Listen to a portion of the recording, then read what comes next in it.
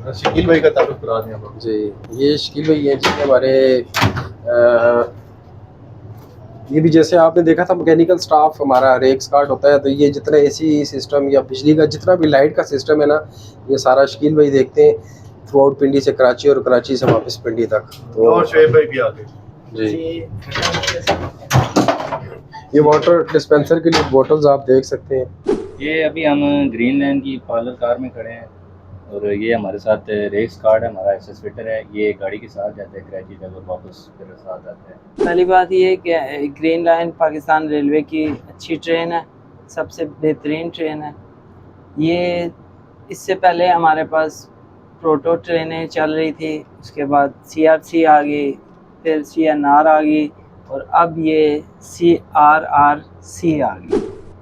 हमारा काम जो है वो ट्रेन के साथ इसका ट्रेन ड्यूटी वर्क करना है।